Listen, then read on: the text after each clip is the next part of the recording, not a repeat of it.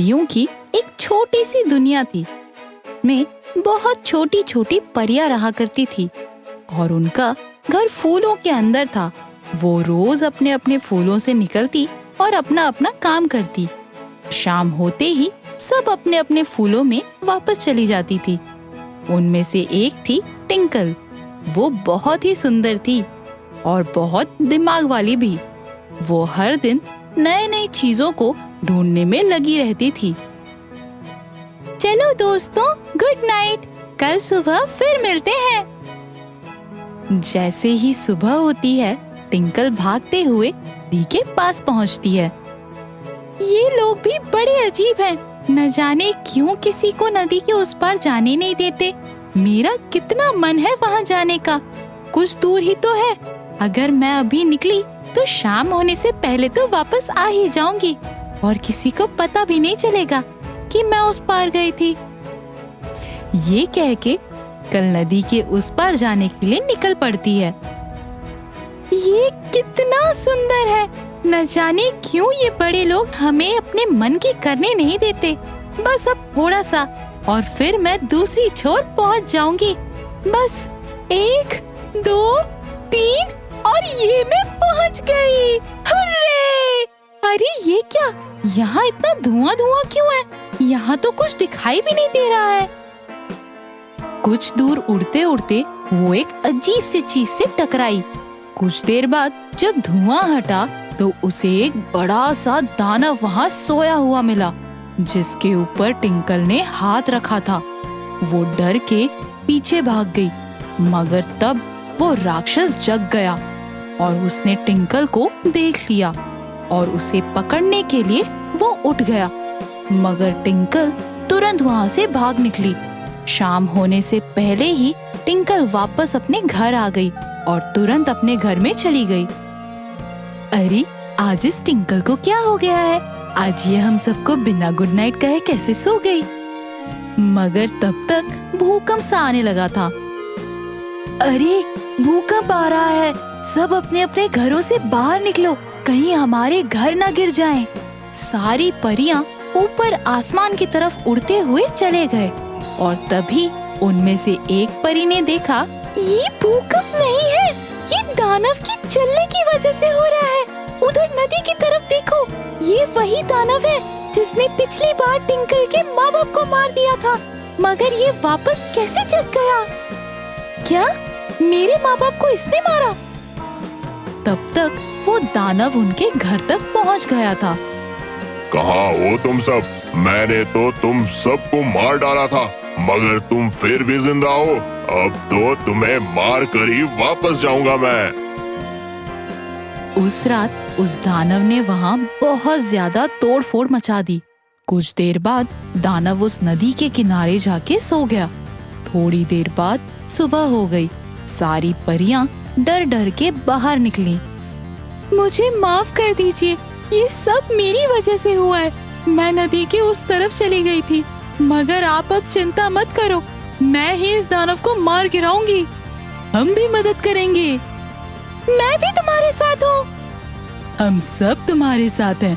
हमें उस दानव के लिए कुछ मिर्ची का लेप बनाना होगा और फिर उसे ले जाकर उस दानव के आंखों पर बांधना होगा और फिर एक फूल के पंखुड़ी पे एक मंत्र पढ़कर उसके माथे पे रख देना होगा, जिससे वो दानव तुरंत एक चूहा बन जाएगा। मगर आपको ये सब कैसे पता? तुम्हारी माँ के वजह से। वो यहाँ की रानी थी। वो दोनों हमें बचाने के चक्कर में सब कुछ अकेले ही कर रहे थे और जैसे ही वो दानव के पास पहुँचे, दानव ने अपने बड़े हाथों से उन्हें नीचे जमीन में गाड़ दिया। मगर इस बार ऐसा कुछ नहीं होने दूंगी मैं। इस बार हम नहीं हारेंगे। सब एक एक कर मिर्ची लाने लगे और एक बड़े से कपड़े पे डालने लगे और शाम होते ही वो सब छिप जाते कि वो दानव शाम को जागता था और उनकी तलाश में लग जाता था। फिर अगले दिन से उनका वो काम फिर चालू हो जाता था। परियां दूर दूर से मिर्ची ले लेके आती और आखिरकार वो दिन आ ही गया जिस दिन उन्होंने वो मिर्ची वाला पट्टी बना लिया। और फिर रानी ने कहा, बस अब आज रात जाने दो, हम कल सुबह की पहली किरण के साथ ही उस दानव को मार गिराएंगे। अगले दिन सुबह ही सारी परियों ने उस कपड़े को उठाया और चल पड़े दानव की तरफ। और पीछे से रानी ने एक फूल की पंखुड़ी तोड़ ली जिसपे वो मंत्र पढ़ सके। बस यही सही मौका है, जल्दी करो दोस्तों, ये खराटे ले रहा है, जल्दी से इसके आंखों पे ये पट्टी रख देते हैं। महारानी, आप अपना जादुई मंत्र पढ़िए। टिंकल और बाकी परियों ने जल्दी से उसकी आंखों पे वो पट्टी लगा दी। कुछ देर तक सब ठीक था। यही देर बाद उस दानव की आंख जलने लगी और वो अपने आंख मलने लगा। नी ने इस मौके का फायदा उठाते हुए उसके माथे पे वो फूल रख दिया और उसी के साथ वो दानव एक छोटा सा चूहा बन गया।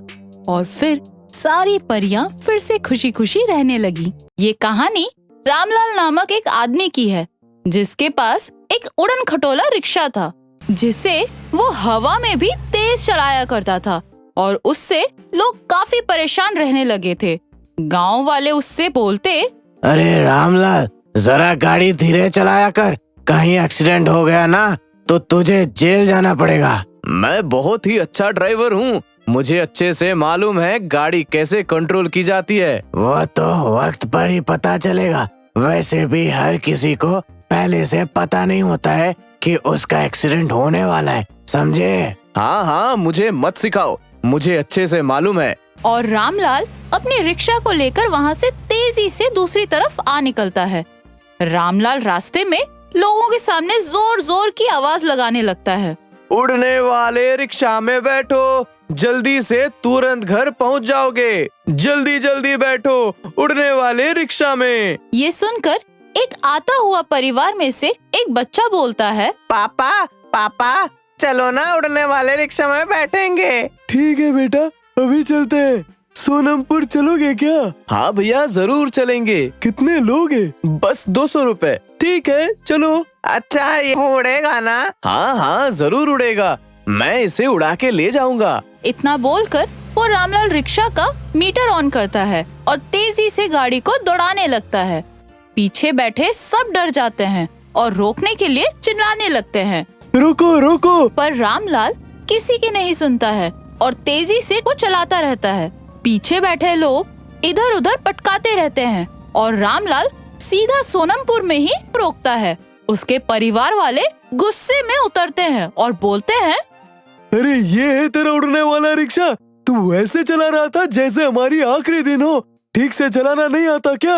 अरे आपने ही तो बोला था उड़ने वाला रिक्शा में बैठना है, तो यही है उड़ने वाला। अब पैसे दो और निकलो। ये लो 200 रुपए, अब तुम्हारे रिक्शा में हमें कभी नहीं बैठना है। रामलाल फिर से अपने रिक्शा लेता है और तेजी से चलाता हुआ वापस मार्केट आता है और वहाँ भी बड़ी तेजी के साथ गाड़ी रोकता है।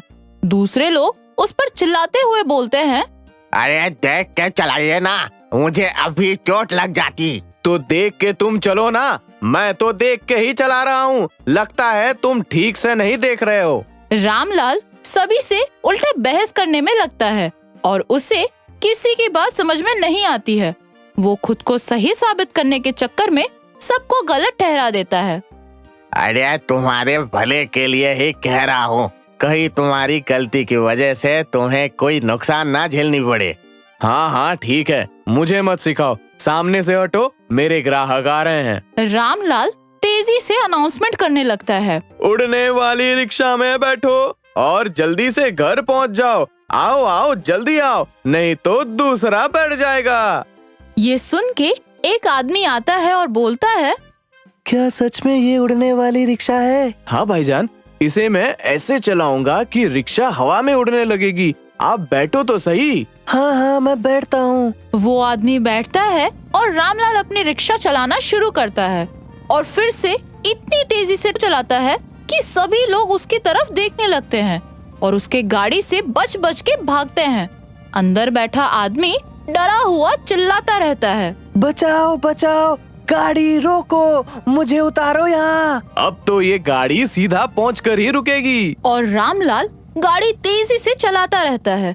तभी एक बच्चा सामने आ जाता है और रिक्शा का ब्रेक नहीं मार पाता और उस बच्चे को ठोक देता है। जब रामलाल बाहर आता है तो देखता है कि ये उसी का बेटा बंटी है और जख्मी हुआ होता है। रामलाल ये देखकर रोने लगता है। हे भगवान, ये क्या कर दिया मैंने? अपने बेटे को ठोक दिया मैंने, ये क्या कर दिया? और रामलाल रोता हुआ उस गाड़ी से बेटे को हॉस्पिटल लेके जाता है और इलाज कराता है।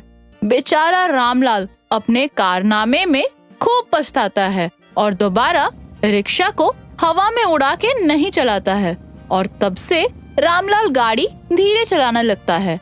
संदेश: हमेशा अपनी गाड़ी धीरे चलाइए। तेज रफ्तार से किसी की जान जा सकती है या खुद की भी जान जा सकती है। गाड़ी को कम से कम स्पीड में ही चलाइए।